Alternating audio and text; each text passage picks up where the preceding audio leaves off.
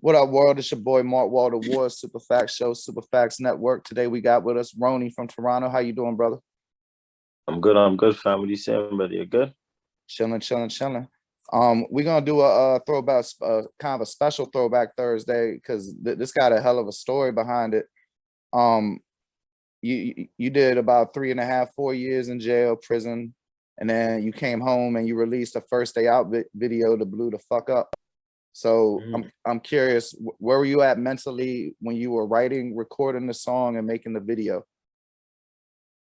I was in a good space start. I just wanted to just get a little bit out. You know what I'm saying? There was a few things that I wanted to get out there and just express myself through that, right? But I was amped to, finally get back on the scene and tell a little bit of what's going on and shit, right? So it was good. It was good. Oh yeah, when you first come home, that should be feeling good as a motherfucker, especially if like you got in shape or did a little reading or something, did some self-improvement. You know what I'm saying, motherfuckers? Oh yeah. Sure. You know, that's my favorite part about it, the whole self-improvement shit. You know what I'm yeah. saying? Just figuring out your stuff, right? You get that little bit of time. At the moment, you're like mad about it, but once you know it's over, you're like, yo, that was actually helpful. You know what I'm saying? It actually helped out. You know what I'm saying? I mean, if nothing else, that teach a motherfucker to learn how to cope with boredom. No, for sure. That's important. All right, so we're gonna keep it on the happy part of this shit. But so like I said, that video blew the fuck up. So when you started seeing that reaction, how'd that make you feel? Nice still. I'm like, yeah, I got the juice back, man. I'm good because you never know how it's gonna be when you're fresh out, from all that time. So like when I'm seeing all of the positive comments and shit, I'm like, okay, yeah. Yeah, bro. I ain't want to lead you. That's what I was looking for, because I was curious if you had any doubt in your mind. But you ask a question like that, somebody might, But okay, so cool. So you needed to establish to yourself, and I mean, shit, that was a strong ass statement. But see, the thing that makes this so interesting to me is that before you were incarcerated, you were starting to get quite a little bit of acclaim. They were calling you Toronto's Chief Keef, like around the time that Chief Keef was at his prime. Can you tell me a little bit about like your origin story as far as being a musician? Yeah, just like pretty much the regular, but not regular at the same time. Just came from the hood, real treacherous environment, treacherous stuff. A lot of people even come from the hood too, but it's like they kind of just live normal. Like I did live kind of rough. Like I'm saying, there was a lot going on and shit. But I was always someone that took it as fun. This stuff is fun to me, right? But now I realize as I'm older, like, okay, yeah, like these things is not normal for a kid this age to be going through. But at the time, there was just I was just lit, man. I was trying to find a way, right? Rapping was like one of the things that was just lit. We did in the hood. Everybody liked it. They liked when I spit, and everyone's always encouraging me. Like I don't even know if I had that back in, if I would have even stepped so far into it at the beginning, right? But every time I spit freestyle shit, people are always telling me like, "Yo, you're nice. Like you have to drop videos." When I did a video, dropped it.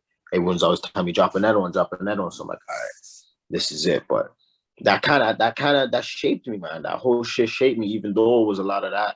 But the good times was the times when we were in the studio spitting bars. People just wanted me to keep doing that. And now look at me now. So it all worked out, right?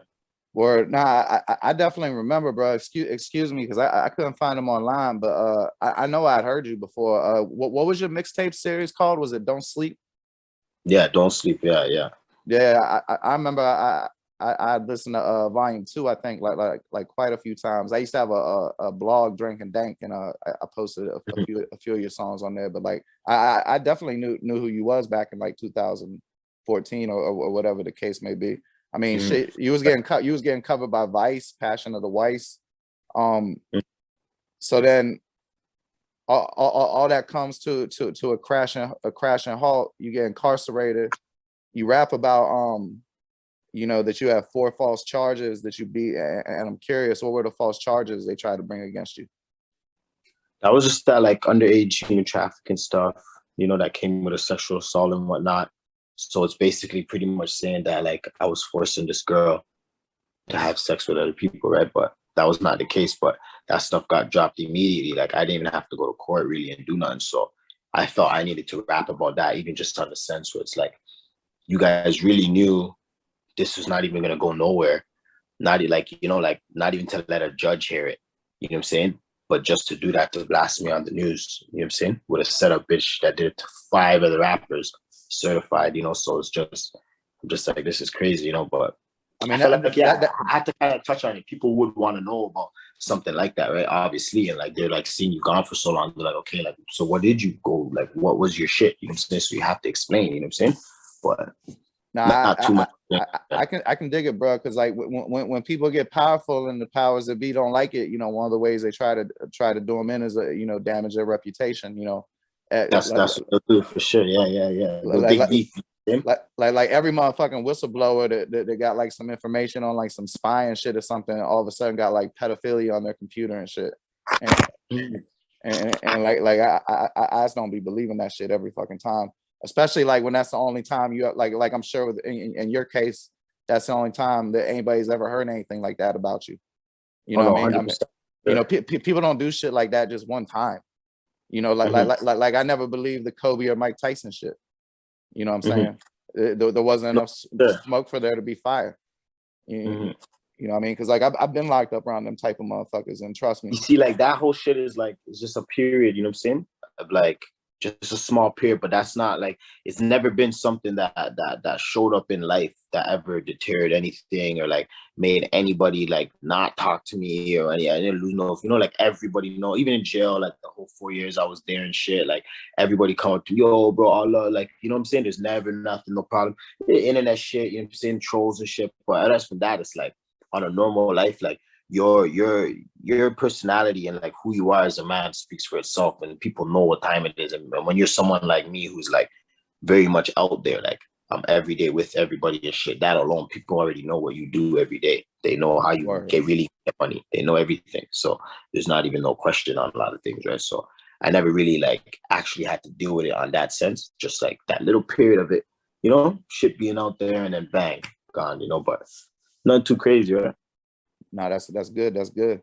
So when you was initially locked up, what was your thoughts about your career? Did you think it was over? Were you know, hopeful? Not really, but I was kind of like, I just thought like, you know, I'm gonna be gone for so long. I might lose some fans or whatnot.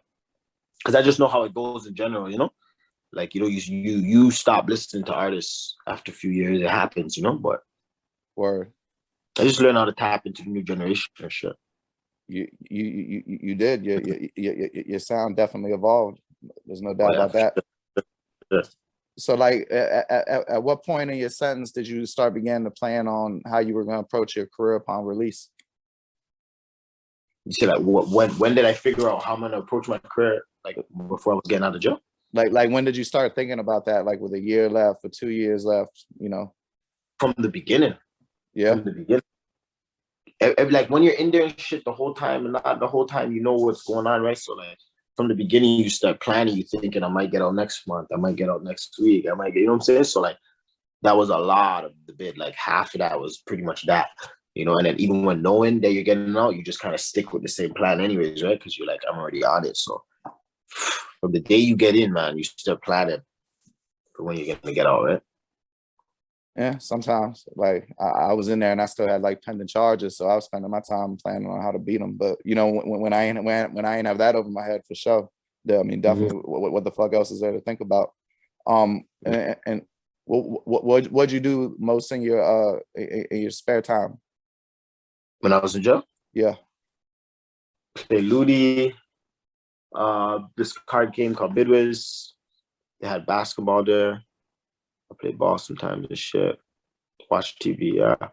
Just do regular stuff. Just talk on the phone. I was a bully with the phone. Not really a bully, but like I always had my own phone, you know, everywhere I go and shit. You know, I was cleaning and shit, serving and shit. So like I did a lot of phone time. Like my mom used to tell me, like, yo, give this guy the phone, bro. Like give somebody the phone. She'll hear sometimes someone in the background. Yo, bro, you think I can use it for a second? I'm like, yo, just now. She's like, yo, you've been on it for an hour. Like, just fucking little use it, give it back. I'm like, fuck.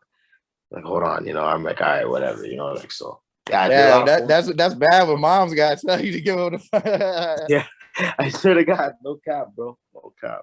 Oh, no, I definitely believe you. Let's finish with this. What was your favorite bar on first day out?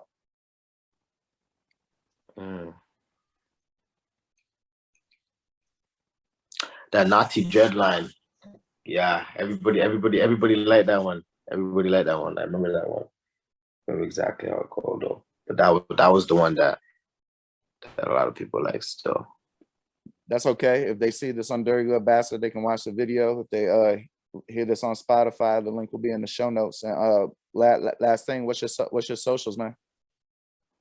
DGC Roan Dog, all the way around, Instagram, Twitter, and all of that. Roney on Spotify, iTunes, SoundCloud, RONEY. Yeah, that's about it. Hey, is that dog in the socials? Is that DOG or DAWG? It's DGC RONDAWG. DGC Roan Dog. My man, brother. All right, so stay on. Thank you for your time, man. Yeah.